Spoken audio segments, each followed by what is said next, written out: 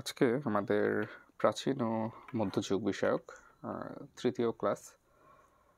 আজকের প্রথম প্রশ্ন হচ্ছে কাকে মুসলিম রেনেসাঁর অগ্রদূত বলা হয়? তো এটা খুব গুরুত্বপূর্ণ একটা প্রশ্ন।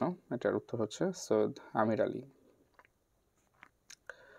তার দুইটা বিখ্যাত বই আছে সৈয়দ আমির আলীর।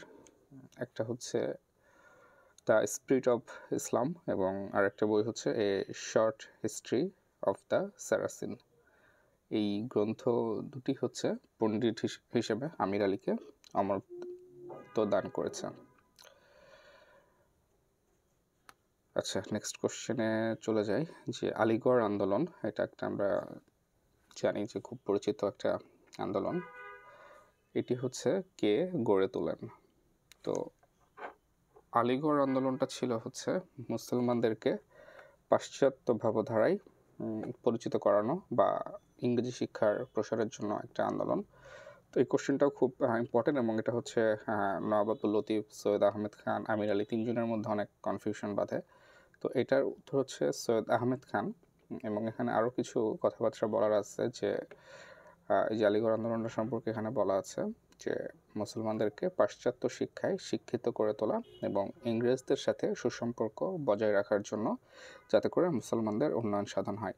তো এখানে হচ্ছে আমরা জানি যে মোহামেডান লিটারেরি সোসাইটি এটা হচ্ছে নওয়াব আব্দুল লতিফ প্রতিষ্ঠা করেন, বাট মোহামেডান রিলেটেড আর বাকি যেসব প্রতিষ্ঠানগুলো আছে, যে মোহামেডান এডুকেশনাল কনফারেন্স, এটা হচ্ছে সৈয়দ আহমেদ খান প্রতিষ্ঠা করেছেন।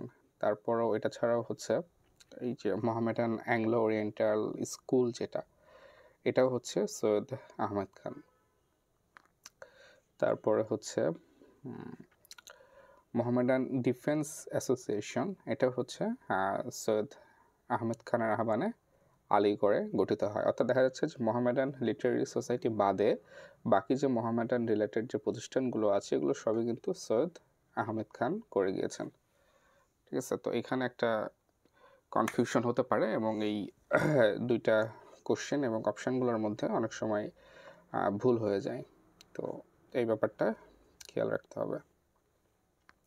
এরপরের কোশ্চেনটা খুব কমন, এটা আমরা প্রথম লেকচার এবং সেকেন্ড লেকচারে আর কি ডিটেলসে ডিসকাস করেছি যে চীনা পরিব্রাজক হিউয়েন সাং কোন জনপদে ভ্রমণ করেন? তিনি এসেছিলেন 7ম শতকে হর্ষবর্ধনের সময় এবং তিনি হচ্ছে সমতট মানে কুমিল্লা এবং নোয়াখালী এই অঞ্চলটাতে হচ্ছে ভ্রমণ করেছিলেন।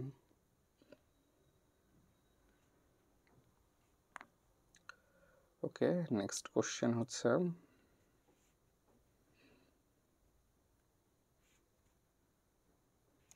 জনগণের দুর্ভোগ লাঘবে ভারতবর্ষে মূল্য নিয়ন্ত্রণ পদ্ধতি প্রবর্তন করেন কোন সুলতান? এটার উত্তর সুলতান আলাউদ্দিন খলজি। একই সাথে তাকে নিয়ে আরেকটা কোশ্চেন যে ভারতীয় উপমহাদেশে সর্বপ্রথম ধর্ম নিরপেক্ষ শাসন ব্যবস্থা প্রবর্তন করেন কোন সুলতান? এটা অনেকে ভুল করে আর কি সম্রাট আকবর দিয়ে দেন যে ধর্মনিরপেক্ষ এই টার্মটা আসলেই হচ্ছে তার কথা আগে মনে পড়ে, বাট এটা হচ্ছে সর্বপ্রথম যে সুলতান করেন তিনি হচ্ছে আলাউদ্দিন খলজি। তো তার এখানে কিছু ইনফরমেশন আছে যে তার সম্পর্কে। তিনি হচ্ছে স্বৈরতান্ত্রিক শাসন ব্যবস্থায় বিশ্বাসী ছিলেন। তো পরবর্তীকালে সম্রাট আকবর তিনিও হচ্ছে আলাউদ্দিন খলজিকে হচ্ছে ফলো করেন এবং তাকে ফলো করে তিনিও সম্রাট আকবর ধর্মনিরপেক্ষ শাসন ব্যবস্থা প্রবর্তন করেন, বাট এটা শুরুটা করে দিয়ে গেছেন আলাউদ্দিন খলজি। তিনি নিজেকে হচ্ছে ইয়ামিন উল খিলাফত ও নাসিরি আমিরুল মুমিনিন হিসেবে অভিহিত করেন। ওকে, নেক্সট কোশ্চেন বাঙালি জাতি পরিচয়ের ঐতিহাসিক যুগ শুরু হয় কখন? এটা হচ্ছে প্রিভিয়াস ক্লাসের কোশ্চেন ছিল যে গুপ্ত যুগ বাংলাদেশের হচ্ছে শ্রেষ্ঠ যুগ বলা হয় হচ্ছে গুপ্ত যুগটাকেই। এটার পরেই হচ্ছে বঙ্গযুগ আসে এবং গুপ্তদের হচ্ছে আমরা জানি যে পরাজয় হয় হুনদের আক্রমণে। হ্যাঁ, এখানে এই কোশ্চেনগুলো এসে থাকে। আর জাতি পরিচয়ের সূচনাও হয় হচ্ছে গুপ্ত যুগে, এটা যে 320 থেকে 650 খ্রিস্টাব্দ পর্যন্ত এই যুগটা ছিল। তো এটা একটা বিশাল রাজ্য ছিল, ক্ষুদ্র রাজ্যগুলোকে নিয়ে একটা দেখা যাচ্ছে যে অনেক বড় রাজ্য। তো যেখানে বলা হচ্ছে যে বৃহৎবঙ্গের প্রথম এবং ঐতিহাসিকভাবে সুনির্দিষ্ট এবং শক্তিশালী শাসক শশাঙ্ক তার দক্ষ শাসনের মাধ্যমে বাংলা ও বাঙালিকে মর্যাদার আসনে অধিষ্ঠিত করেন। তো শশাঙ্ককে বলা হয় যে বাংলার প্রথম স্বাধীন রাজা। হ্যাঁ, তিনি হচ্ছে মৌর্য সাম্রাজ্যের আর কি প্রতিষ্ঠাতা। তখন থেকেই বাঙালি জাতিসত্তার যাত্রা শুরু এবং পাল ও সেন আমলে এসে সেই সত্তাটা আরও বিকশিত হয়ে বাঙালি জাতির শক্তিশালী ভিত্তি স্থাপন হয়। আচ্ছা, তার মানে বাঙালি জাতি পরিচয়ের ঐতিহাসিক জাতি পরিচয়ের যুগটা শুরু হয় হচ্ছে গুপ্ত যুগ থেকে। এই কোশ্চেনটা যদিও রিপিট, বাট এটা অনেক ইম্পর্টেন্ট একটা কোশ্চেন। আচ্ছা, আমাদের হচ্ছে নেক্সট যে কোশ্চেন, যে পুন্ড্র জনপদের অন্তর্ভুক্ত অঞ্চল। এটা খুব ইজি কোশ্চেন, যেটা হচ্ছে দিনাজপুর। আমরা জানি যে পুন্ড্র জনপদ বলতে যেটা বোঝায় যে বগুড়াটাই হচ্ছে বুঝি যে আমরা পুন্ড্রনগর এটা, বাট এটা ছাড়াও হচ্ছে উত্তর পশ্চিমাঞ্চলের কিছু কিছু জেলা হচ্ছে পুন্ড্রনগরের অন্তর্ভুক্ত। তার মধ্যে হচ্ছে যে রাজশাহী, রংপুর, বগুড়া, দিনাজপুর, এগুলো সবগুলোই হচ্ছে পুন্ড্র জনপদ। একই সাথে কিন্তু এগুলো হচ্ছে বরেন্দ্র জনপদ। বরেন্দ্রও কিন্তু রাজশাহী, বগুড়া, রংপুর, দিনাজপুর, এগুলোকে হচ্ছে এই যে পুন্ড্র রাজ্যের উত্তর অংশের নাম ছিল হচ্ছে বরেন্দ্র বা বরেন্দ্র ভূমি। হ্যাঁ, পুন্ড্র একটা বিশাল রাজ্য ছিল, সেটার উত্তর অংশকে বলা হতো হচ্ছে বরেন্দ্র, এবং বরেন্দ্র মানে হচ্ছে রাজশাহী, রংপুর, দিনাজপুর, বগুড়া, এই অঞ্চলগুলো হচ্ছে বরেন্দ্র। আর এখানে আরও কিছু যদি ইনফরমেশন বলার মতো আছে কিছু কিছু,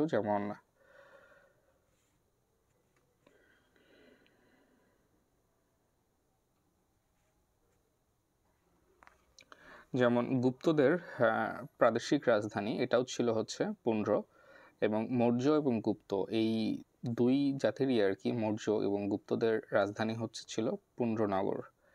আর পুন্ড্র হচ্ছে তার রাজধানী মানে রাজ্য স্বাধীন সত্তাটা হচ্ছে হারায়। এটা মৌর্য সম্রাট অশোকের রাজত্বকালে প্রাচীন পুন্ড্র রাজ্য তার স্বাধীন সত্তা হারায়।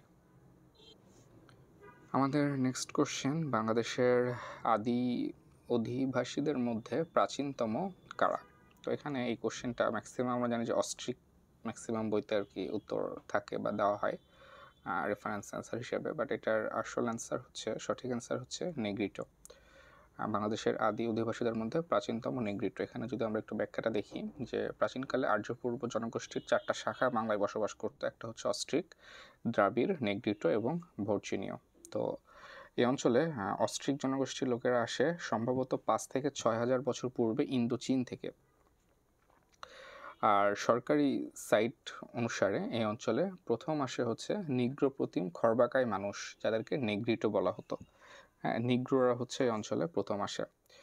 আর বাংলাপিডিয়ার তথ্য অনুসারে হচ্ছে বাংলার প্রাচীনতম বং জনগোষ্ঠীর পরবর্তী নেগ্রিটো জনগোষ্ঠীর পরে এই অস্ট্রিকদের হচ্ছে বা অস্ট্রোলয়েডদের আগমন ঘটে। অর্থাৎ প্রথমে হচ্ছে বং জনগোষ্ঠী, তারপরে আসে নেগ্রিটো জনগোষ্ঠী, তারপরে আসে হচ্ছে অস্ট্রিক। তাহলে যদি অপশানে বং থাকতো তাহলে উত্তর হতো বং, যেহেতু বং নাই তাহলে হচ্ছে নেগ্রিটো। আর বং বা নেগ্রিটো যদি না থাকে সেক্ষেত্রে হচ্ছে উত্তর হবে অস্ট্রিক। তাহলে বাংলাদেশের আদি অধিবাসীদের মধ্যে প্রাচীনতম হচ্ছে নেগ্রিটো, যেহেতু এখানে বং নাই। সবার আগে হচ্ছে বং, তারপরে হচ্ছে নেগ্রিটো, তারপরে হচ্ছে অস্ট্রিক। আচ্ছা, জগদ্দল বিহার, এটাও গত ক্লাসের কোশ্চেন ছিল। জগদ্দল বিহার হচ্ছে নওগাঁয় অবস্থিত। এটা নির্মাণ করা হচ্ছে রাজা রামপাল। আর আমরা জানি যে ধর্মপাল নির্মাণ করানো হচ্ছে সোমপুর বিহার। সোমপুর বিহারটাও নওগাঁতে অবস্থিত। আর রামপালের জগদ্দল বিহার এটা নওগাঁ জেলার ধামুরহাট উপজেলায় অবস্থিত। এই যে এই কোশ্চেনটা আমরা ডিটেলসে ভেঙে ডিসকাশন করেছিলাম গত ক্লাসে, যে বঙ্গ শব্দটা হচ্ছে দেশবাচক বা জাতিবাচক যদি থাকে সেক্ষেত্রে অবশ্যই উত্তর হবে হচ্ছে আইনি আকবরী আবুল ফজলের, বা যদি উপজাতি হিসেবে থাকে সেক্ষেত্রে হচ্ছে উত্তর হবে হচ্ছে ঐতরেয় আরণ্যক। আর এখানে যেহেতু চাইছে যে দেশবাচক শব্দ হিসাবে, তাহলে আইনি আকবরী মানে আকবরের দেশ, এটা আপনারা মনে রাখতে পারেন যে আইনি আকবরী। দেশবাচক শব্দ হিসেবে বঙ্গ শব্দটা প্রথম পাওয়া যায় আবুল ফজলের আইনি আকবরী গ্রন্থে। আর উপজাতি হিসেবে বঙ্গ শব্দ প্রথম পাওয়া যায় হচ্ছে ঐতিহ্যের আরণ্যক গ্রন্থে। আর বংশ হিসেবে বঙ্গের প্রথম পরিচয় পাওয়া যায় রঘুবংশ গ্রন্থে।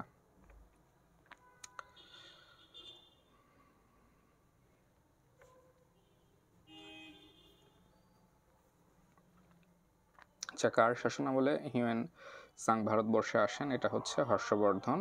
আবার তখন বাংলায় হচ্ছে শাসন করছিলেন শশাঙ্ক, এবং উত্তর ভারতে তখন শাসন করছিলেন হর্ষবর্ধন। তিনি 7ম শতকে ভারতবর্ষে আসেন হিউয়েন সাং।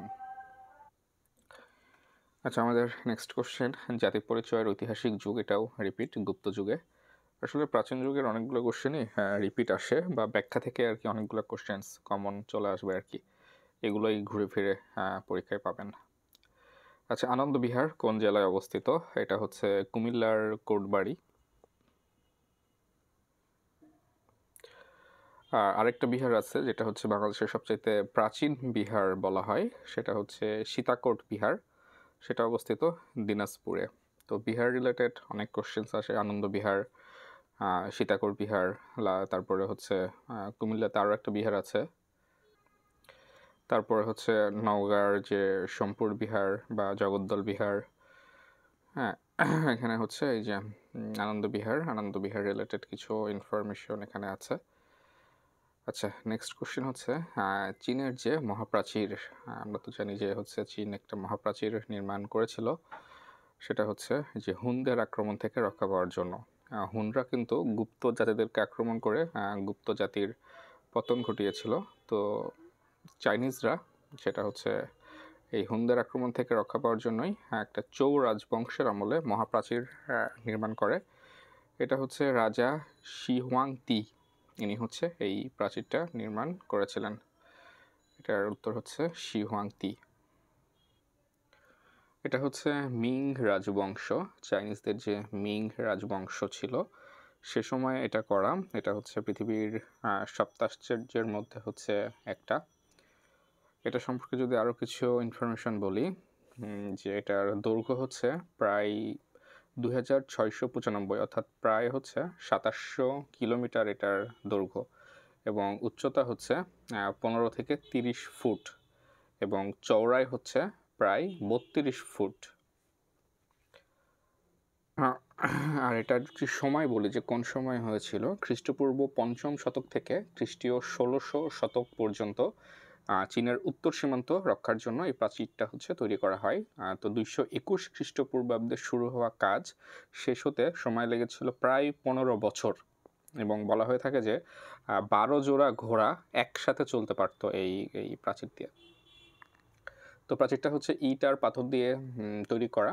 তো এই সময় প্রায় একই রকম অনেকগুলা প্রাচীর তৈরি করা হয়েছিল, কিন্তু খ্রিস্টপূর্বাব্দ 220 থেকে 200 খ্রিস্টপূর্বাব্দের মধ্যবর্তী সময়ে চীনের প্রথম সম্রাট, চীনের প্রথম সম্রাট হচ্ছে এই যার কথা বললাম শি হুয়াংতি, তার অধীনে নির্মিত প্রাচীরটাই হচ্ছে সবচাইতে বিখ্যাত। এটা হচ্ছে বর্তমান প্রাচীরের একেবারে উত্তরে অবস্থিত, এবং এটার খুব সামান্যই হচ্ছে অবশিষ্ট আছে। তো এই বর্তমান যে প্রাচীরটা সেটা হচ্ছে মিং রাজবংশের শাসনামলে নির্মিত হয়। আচ্ছা, আর হচ্ছে এটা হচ্ছে হুনদের আক্রমণ বা হচ্ছে মঙ্গলদের আক্রমণ থেকে রক্ষার জন্য এই প্রাচীরটা করেছিল। আমাদের নেক্সট কোশ্চেন হচ্ছে মৌর্য যুগে বাংলার রাজধানী ছিল কোথায়? এটা হচ্ছে পুণ্ড্রনগর। মৌর্য বলেন বা গুপ্ত বলেন, দুই ক্ষেত্রেই বাংলার রাজধানী ছিল হচ্ছে পুণ্ড্রনগরে। বাংলার প্রাচীনতম রাজবংশ কোনটা? হ্যাঁ, আমরা তো অনেকগুলো রাজবংশ সম্পর্কে কথাবার্তা বললাম, গুপ্ত, মৌর্য। তো এখানে হচ্ছে প্রাচীনতম রাজবংশ হচ্ছে মৌর্য। মৌর্য রাজবংশকে বাংলার প্রাচীনতম রাজবংশ হিসেবে বিবেচনা করা হয়। এটা হচ্ছে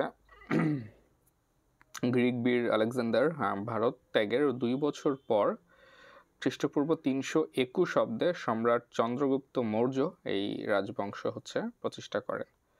ঠিক আছে, তো উত্তর বাংলা মৌর্য সাম্রাজ্যের অধীনে আসে সম্রাট অশোকের রাজত্বকালে।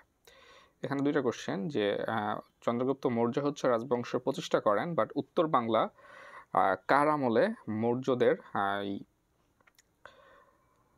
মৌর্য সম্রাটের অধীনে আসে কার আমলে, এই কোশ্চেনটা হয় যে উত্তর বাংলা কোন সম্রাটের অধীনে, মানে মৌর্য সাম্রাজ্যের অধীনে আসে, সম্রাট অশোক না চন্দ্রগুপ্ত মৌর্য।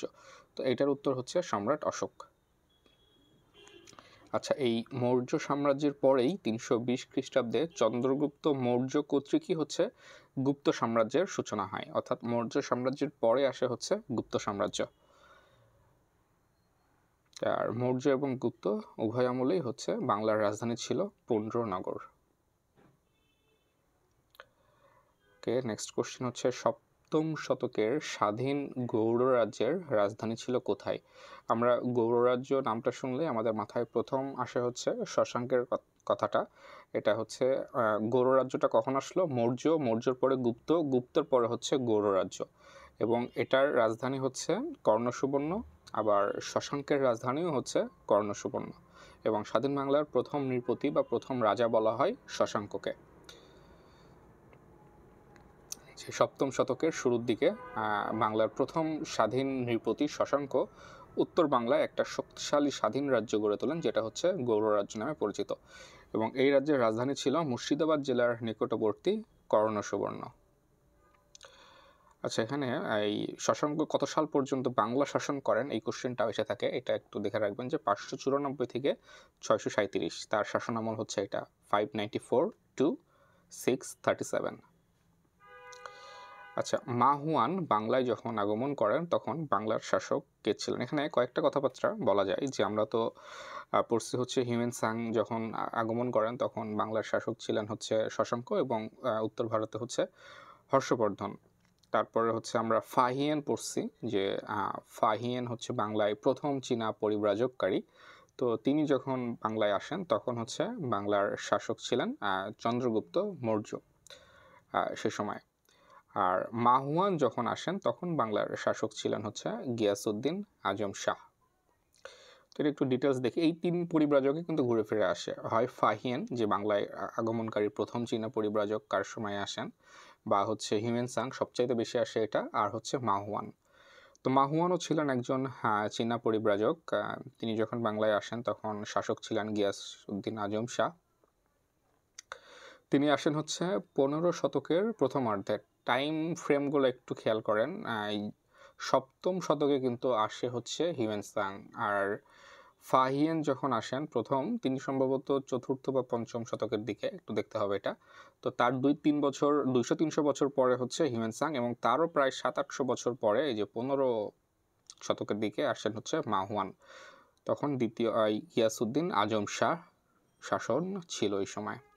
আচ্ছা, আর এখানে যেটা বলছে যে ফাহিয়েন বাংলা আগমনের সময় বাংলার শাসক ছিলেন দ্বিতীয় চন্দ্রগুপ্ত, ফাহিয়েন।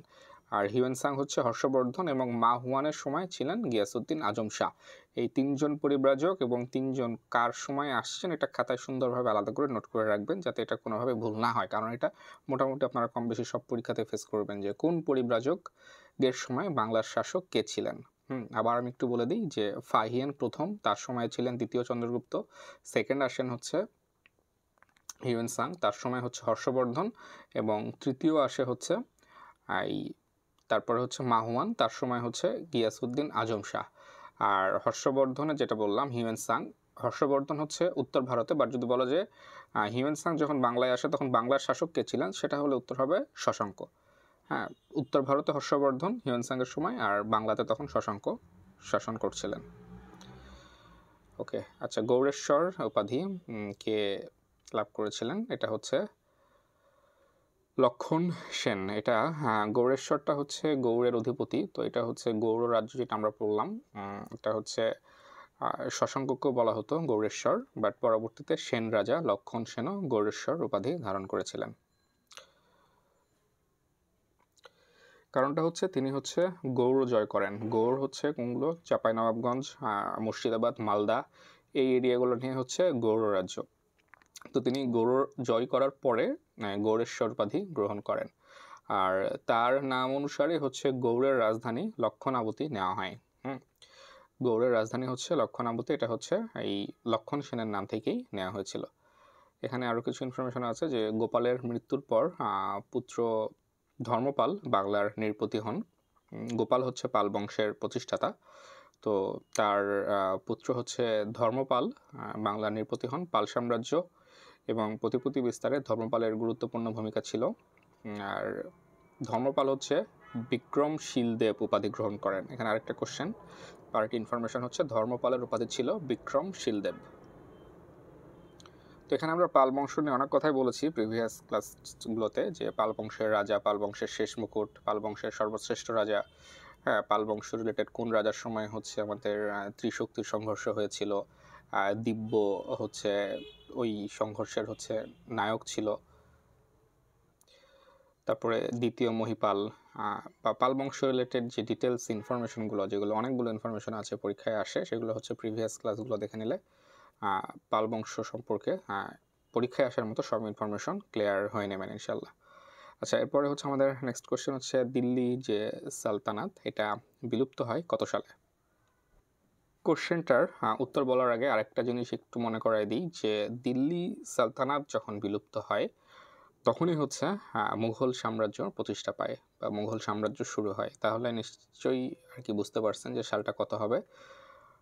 সালটা হচ্ছে 1526 সাল, যেটা হচ্ছে পানিপথের প্রথম যুদ্ধ। তারপরেই হচ্ছে মুঘল সাম্রাজ্য সম্রাট বাবর প্রতিষ্ঠা করলেন, এবং ওই সময় হচ্ছে দিল্লি সালতানাত বিলুপ্ত হয় এবং তখনই মুঘল সাম্রাজ্য শুরু হয় আর কি। তো এটা হচ্ছে 1526 সালে।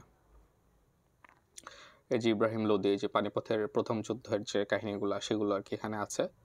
হ্যাঁ, উচ্চাভিলাষী এবং সাম্রাজ্যবাদী বাবর এই আহ্বানে সাড়া দিয়ে ভারত আক্রমণ করেন, এবং বাবর 1526 খ্রিস্টাব্দে যে ঐতিহাসিক পানিপথের প্রথম যুদ্ধে লোদি বংশের সর্বশেষ শাসক ইব্রাহিম লোদিকে পরাজিত করে দিল্লি সালতানাতের পতন ঘোষণা করেন এবং ভারতবর্ষে মুঘল শাসনের গোড়াপত্তন করেন। তাহলে এটা এইভাবে একটু রিলেট করে পড়বেন যে দিল্লি সালতানাত পতন হইল এবং ওই সময় মুঘল সাম্রাজ্য হচ্ছে প্রতিষ্ঠা লাভ করলো, এবং সালটা 1526। আচ্ছা, কার রাজত্বকালে বাঙালিরা সর্বপ্রথম একটি জাতি হিসেবে আত্মপ্রকাশ করে? এটা হচ্ছে শাহী বাঙ্গালা। শাহী বাঙ্গালা উপাধি হচ্ছে যার, এটার উত্তরও তাই, শামসুদ্দিন ইলিয়াস শাহ। হ্যাঁ, তাকেই বলা হয় হচ্ছে এই বাংলার প্রথম প্রকৃত স্বাধীন সুলতান। এটা হচ্ছে শামসুদ্দিন ইলিয়াস শাহ। যদি বলা হয় যে বাংলার প্রথম স্বাধীন সুলতানকে, বাংলার প্রথম স্বাধীন সুলতান কিন্তু ফখরুদ্দিন মোবারক শাহ। একটু নোট করবেন, এটা পড়ার সময় খাতায় লিখে রাখবেন যে বাংলার প্রথম স্বাধীন সুলতান ফখরুদ্দিন মোবারক শাহ। কিন্তু যদি জানতে চাওয়া হয় যে বাংলার প্রথম প্রকৃত স্বাধীন সুলতানকে, সেটা হচ্ছে এই আমাদের শাহী বাঙ্গালা যিনি শামসুদ্দিন ইলিয়াস শাহ। প্রকৃত কথাটা থাকলে শামসুদ্দিন ইলিয়াস শাহ, ঠিক আছে? কারণ তার সময় হচ্ছে তার রাজত্বকালে বাঙালিরা সর্বপ্রথম একটা জাতি হিসেবে আত্মপ্রকাশ করে। তো এখানে শামসুদ্দিন ইলিয়াস শাহ সম্পর্কিত কিছু ইনফরমেশন দেওয়া আছে যে তিনি হচ্ছে বাঙালি জাতীয়তাবাদের জনক। হ্যাঁ, যদি মানে এরকম কোশ্চেন এসে থাকে যে বাঙালি জাতীয়তাবাদের জনক কে ছিলেন, ঠিক আছে, এটা হচ্ছে শামসুদ্দিন ইলিয়াস শাহ। হ্যাঁ, যে কোনো সময় কিন্তু আসতে পারে এই টাইপের এই ধরনের কোশ্চেন। শাহী বাঙ্গালা এবং সুলতানি বাঙ্গালা। তো